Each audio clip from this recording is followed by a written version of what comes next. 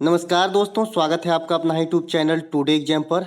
दोस्तों आज है आपका 25 जनवरी। 25 जनवरी को जो है आपका एसएससी जीडी का एग्जाम था। थर्ड शिफ्ट का भी एग्जाम समाप्त हो गया है। थर्ड शिफ्ट के एग्जाम में जीके और हिंदी के सेक्शन से जो भी प्रश्न पूछे गए सभी प्रश्नों को लेकर आ गया हूँ। दोस्तों सभी प्रश्न आपका 100% ओरिजिनल है जो आपके एग्जाम में पूछा गया था। और जिन भाई बंधुओं का 4 शिफ्ट में एग्जाम है, जैसे मोहम्मद तुर्की और निधि मिश्रा वगैरह, जो कमेंट किए हैं आप लोग कि आपका चौथे शिफ्ट में जो है एग्जाम है, तो आप लोग का जो क्वेश्चन आएगा आप मुझे टेलीग्राम पे मैसेज कर सकते हैं। बहुत बहुत जो है आभार रहेगा। तो पहला प्रश्न देख लीजिए कौन से आपके एग्जाम में पूछा गया था। आज जो जीके जीएस है बड़ा जो है अतरंगी टाइप से कुछ क्वेश्चन आ रहे हैं, वो भी देख लीजिए। खर्ची महोत्सव का आयोजन किस राज्य में किया जाता है, ये तो पहले भी पूछा जा चुका है। एमटीएस के अंदर, फेज 10 के अंदर और ग्रुप डी के अंदर भी पूछा गया है और इस बार का जीडी के अंदर भी पूछा गया है। खर्ची महोत्सव, इसे कहीं कहीं करची महोत्सव भी कहते हैं, ये आपके त्रिपुरा में मनाए जाते हैं। ठीक है, कहाँ पे मनाया जाता है? ये त्रिपुरा के अंदर मनाया जाता है। राइट आंसर त्रिपुरा था इसका। इसके अलावा लोसांग जो है ये सिक्किम में मनाया जाता है। लोसार जो है लद्दाख में मनाया जाता है। सिमगो जो है गोवा में मनाया जाता है। हेमिस लद्दाख में मनाया जाता है। आइस स्केटिंग का एक खेल होता है जो आपका महोत्सव टाइप का होता है, जो आपका हिमाचल प्रदेश में होता है। कंचौथ आपका जो है जम्मू कश्मीर में होता है। हॉर्नबिल आपका जो है नागालैंड में होता है। लाई हरोबा आपका त्रिपुरा में होता है। सरहुल आपका झारखंड में होता है। सामा चकेवा आपका बिहार में होता है ना। तो ये सब आपका ध्यान रखेंगे। इसके अलावा सामा चकेवा से मिलता जुलता एक नाम सकेवा है। सकेवा जो है ये आपका जो है सिक्किम में होता है, तो बिहार नहीं कर देना। ठीक है, ये सब जो है महोत्सव आपको ध्यान रखना चाहिए। उसके बाद मांडू महोत्सव एक है, मांडू महोत्सव मध्य प्रदेश, मांडू। तो इस प्रकार से मांडू महोत्सव मध्य प्रदेश का एक नृत्य है माच नृत्य। तो ये बात भी ध्यान रखेंगे, माच और मांडू दोनों मौ से है, दोनों मध्य प्रदेश का है। इसके अलावा एक प्रश्न आपसे पूछा गया था, भारत में सिल्क मार्ग की शुरुआत किसने किया था? देखिए भारत में सिल्क मार्ग की शुरुआत करने का जो श्रेय है ये आपको कनिष्क को दिया जाता है। ये व्यापार को बढ़ावा दिया था उस समय, ठीक है, प्राचीन काल में, जिससे जो है समझते ही है भारतीय जो अर्थव्यवस्था में क्या योगदान रहा होगा। इसीलिए इंपॉर्टेंट क्वेश्चन बन जाता है, इसीलिए आपके एग्जाम में छप जाती है। एक प्रश्न आपसे पूछा गया था कि पवन का पर्यायवाची शब्द क्या है? पवन का पर्यायवाची शब्द है आपका हवा, समीर, वायु। ये सब जो है पवन का पर्यायवाची शब्द होता है। ठीक है, इसके बाद जो कनिष्क से याद आया कि जो चौथा बौद्ध संगति हुई थी, चौथुर्थ बौद्ध परिषद का जो गठन हुआ था जो कुंडलवन कश्मीर में, वो कनिष्क के समय में ही हुआ था। तो ये बात भी ध्यान रखेंगे उनके रिलेशन में। ठीक है, असफल का विलोम शब्द आपसे पूछ लिया था, तो असफल का तो विलोम शब्द सभी जानते हैं भाई, पास फेल है ना, तो पास हो जाएगा, सफल हो जाएगा, है ना, सक्सेस हो जाएगा। तो क्या हो जाएगा? सफल हो जाएगा। इसके अलावा एक प्रश्न आपसे पूछा गया कि संयुक्त राष्ट्र संघ में भारत के अस्थायी प्रतिनिधित्व कौन है? देखिए बहुत ही इंपॉर्टेंट करंट अफेयर के ये प्रश्न बने हैं कि भारत में जो है भारत का संयुक्त राष्ट्र संघ के अंदर यानी यूएनए के अंदर अस्थायी प्रतिनिधि के रूप में किसे इलेक्ट किया गया है? तो ये आपका रुचिरा कंबोज है। ठीक है, संयुक्त राष्ट्र संघ की स्थापना की बात करेंगे तो 14 अक्टूबर 1945 को हुआ था और इसे द्वितीय विश्व युद्ध का वरदान कहा जाता है। ठीक है, इसके मुख्यालय आपका जो है न्यूयॉर्क में है। 5 संस्था, 5, और एक जो है आपका द हेग नीदरलैंड के अंदर है अंतर्राष्ट्रीय न्यायालय। अंतर्राष्ट्रीय न्यायालय को अगर छोड़ दिया जाए तो बाद बाकी सभी परिषद जो है इसके कहाँ पे है? न्यूयॉर्क के अंदर ही स्थित है। वर्तमान में जो है आपका एंटोनियो गुतेरस जो है संयुक्त राष्ट्र संघ के चीफ हैं। तो ये बात भी ध्यान रखेंगे। इसके अलावा आपको एक प्रश्न पूछा गया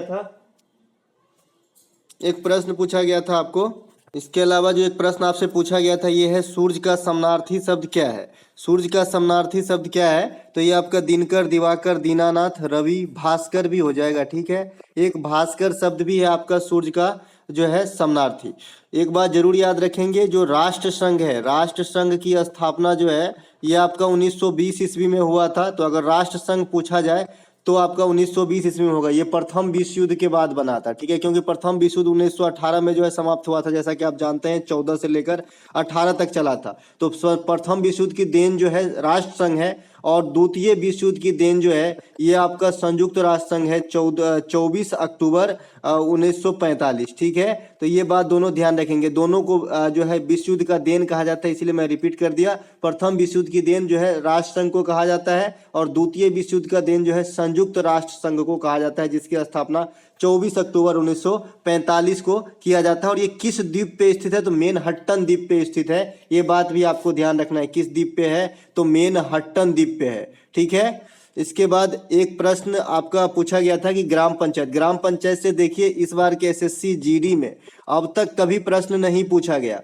अब स्टार्ट कर दिया है ग्राम पंचायत। तो जिसका चौथा शिफ्ट में एग्जाम है बच्चे, वो ग्राम पंचायत का टोटल मसाला यहाँ से सुन लो थोड़ा सा। ठीक है। ग्राम पंचायत किस अनुसूची के तहत आता है? तो 11वीं अनुसूची और 9वीं भाग। ठीक है। अनुसूची भाग जो है ये आपका 9वां है और 11वीं अनुसूची में आता है। इससे संबंधित जो आर्टिकल है ये आर्टिकल 243 है। 243 के कई भाग हैं, ए टू आई है, सबके अलग अलग मीनिंग, अलग अलग प्रावधान किए गए हैं। लेकिन अगर ओवरऑल पूछे तो 243 और आर्टिकल 40 ये दोनों ग्राम पंचायत से संबंधित है। ठीक है। इसके बाद 11वीं अनुसूची हो गई और 9वीं भाग हो गई। कुछ बच्चे बोल रहे हैं कि भाग पूछा था, तो कोई बात नहीं भाई, 9वीं भाग हो जाएगी। ठीक है।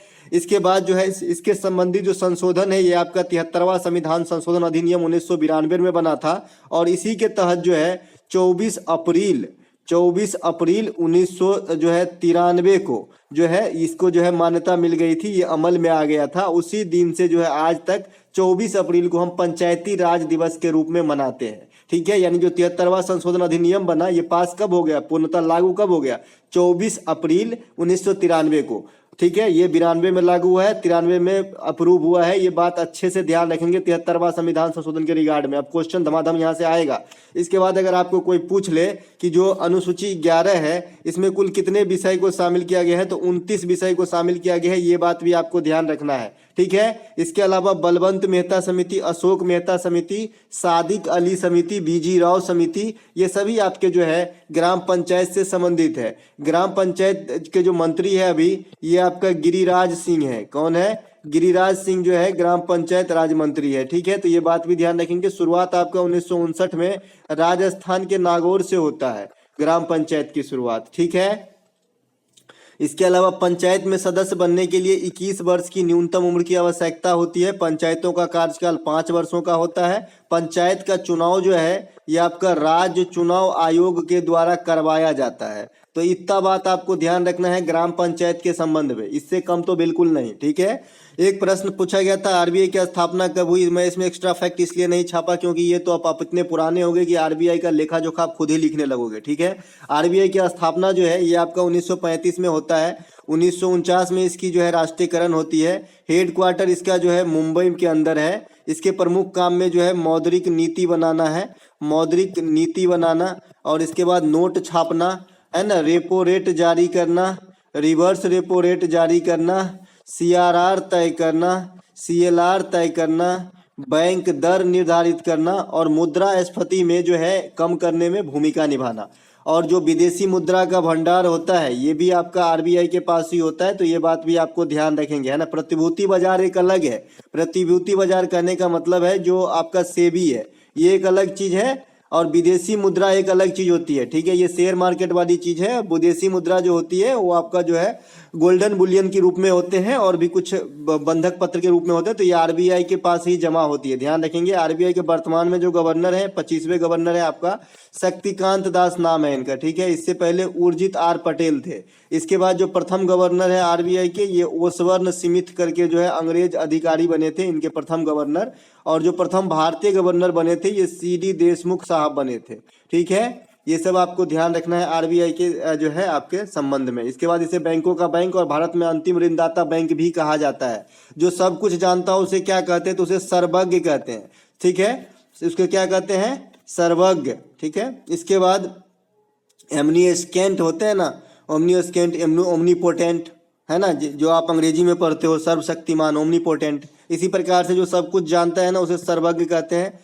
कबड्डी में कितने खिलाड़ी होते हैं? ये रिपीट किया गया है, 7 खिलाड़ी होता है। कबड्डी के अंदर जो है मैक्सिमम 12 प्लेयर हो सकता है एक टीम के अंदर, लेकिन 5 जो है रेस्ट मोड में रहता है। इसीलिए एग्जामिनर आपसे डिमांड करता है एक्टिव मोड वाला खिलाड़ी। और एक्टिव मोड में कितने रहते हैं? 7। तो आपको 7 ही आंसर करके आना है कबड्डी के लिए। ठीक है। इसके अलावा क्षेत्रफल के अनुसार से सबसे बड़ा राज्य आपसे पूछ लिया गया है। आज क्वेश्चन बहुत इजी भी आया है और जो क्वेश्चन टफ टाइप के हैं बच्चे को याद नहीं रहा। अगर आप लोगों में से किसी को थर्ड शिफ्ट में एग्जाम था, तो कमेंट करके मुझे टेलीग्राम पे या फिर आप कहें तो मैं फ़ोन नंबर दूं, आप मुझे क्वेश्चन बता सकते हैं। क्षेत्रफल के अनुसार सबसे बड़ा राज्य जो है ये आपका राजस्थान है। राजस्थान के बाद दूसरा स्थान एमपी का आता है क्षेत्रफल के हिसाब से, ये ध्यान रखेंगे, ठीक है। उसके बाद मैं जनसंख्या के हिसाब से बात करूँ तो उत्तर प्रदेश सबसे अधिक है, और 2 नंबर पे आपका महाराष्ट्र का आ जाता है जनसंख्या के हिसाब से, और 3 नंबर पे बिहार है। जनसंख्या घनत्व की बात कर ले तो 1 नंबर पे बिहार है, 2 नंबर पे पश्चिम बंगाल है। साक्षरता की बात कर ले तो 1 नंबर पे केरल है, 2 नंबर पे मिजोरम है, ठीक है। ये सब बात ध्यान रखेंगे। इसके बाद सबसे जो कम साक्षरता है, सबसे कम साक्षरता में 1 नंबर पे बिहार है, 2 नंबर पर अरुणाचल प्रदेश है, और 3 नंबर पे राजस्थान है। अकॉर्डिंग टू 2011 जनगणना बता रहा हूँ, 2021 की डाटा रिलीज नहीं हुई है, और वो आपको सोचना भी नहीं है, आपको जो है 2011 की जनगणना के अनुसार ही चलना है। एक प्रश्न पूछा गया, चौरा चौरी कांड के कारण किसे बंद किया गया था? 4 गो आंदोलन का नाम दिया गया था। तो असहयोग आंदोलन जो 1920 ईस्वी में चलाया गया था ना, उसे बंद कर दिया गया था चौरा चौरी हत्याकांड के बारे में। बाद चौरा चौरी हत्याकांड कब हुआ था? 1922 ईस्वी में हुआ था। चौरा चौरी कहाँ पे है? तो ये आपका यूपी में है, ठीक है। उसके बाद गांधी जी से अन्य जो आंदोलन है, 1917 में चंपारण सत्याग्रह है, 1942 में आपका जो है भारत छोड़ो आंदोलन है, 1930 में दांडी मार्च है, और 1900 जो आप अभी असहयोग आंदोलन देखें इसकी ईस्वी 1920 होती है, ठीक है। इसके बाद गांधी जी 1893 में अफ्रीका गए थे, 1915 में लौटे थे। 9 जनवरी का वो पावन दिन था, इसीलिए 9 जनवरी को जो है भारतीय प्रवासी दिवस के रूप में मनाया जाता है। और इस बार का जो प्रवासी सप्ताह जो सेलिब्रेट किया गया, ये आपका इंदौर के अंदर किया गया। ये भी क्वेश्चन आपके एग्जाम में आया है। एग्जाम में स्किप हुआ है तो बस एक चीज को मैं देख रहा हूँ कि एग्जामिनर स्किप कर दिया, वो है आईपीएल। आईपीएल से अब क्वेश्चन आना जो है लगभग बंद हो गई है, ठीक है। लेकिन आपको इसका डाटा अभी भी अपने याद में रखना है। मैं जितना बता दिया हूँ, आईपीएल का जो है ये 16वां संस्करण होगा। सबसे महंगा खिलाड़ी जो नीलाम हुआ है सैम करन है, पंजाब ने खरीदा है। पिछला वाले का सबसे महंगा जो है ईशान किशन था, मुंबई के पास था। पिछला वाला का गोल्डन जो आपका जो ऑरेंज कैप है बटलर को मिला था, पर्पल कैप चहल को मिला था। पिछला वाला का स्पॉन्सरशिप टाटा कर रहे थे। जीता गुजरात था, उपविजेता राजस्थान रहा था। सबसे अधिक आईपीएल में अब तक रन जो है विराट कोहली के नाम है। सबसे अधिक विकेट जो है ब्रावो के नाम है, डेविन ब्रावो। सबसे अधिक छक्का जो है आपका क्रिस गेल का नाम है। स्टैटिक्स टाइम आउट का समय जो है 2.5 से 3 मिनट का कर दिया गया। तो ये सब बात जो है आपको ध्यान रखना है आईपीएल के रिगार्ड में, ठीक है। तो मिलेंगे एक नए वीडियो में दोस्तों, तब तक के लिए जय हिंद। दोस्तों ये समय जो होता है मेरा 4-12 ड्यूटी जाने का होता है, मैं थोड़ा आप लोगों के लिए लेट ही निकलता हूं ताकि क्वेश्चन कुछ प्राप्त हो जाए और आप लोगों को जो है बता दूं, इसके बाद निकलूं। तो इसीलिए इस शिफ्ट में थोड़ा कम क्वेश्चन आ पाता है। अगर आप लोगों के किसी का एग्जाम है तो आप मुझे टेलीग्राम पे भेज सकते हैं, मैं चतुर्थ शिफ्ट वाले जो एनालिसिस करवाऊंगा उसके अंदर इंक्लूड कर दूंगा। जय हिंद दोस्तों।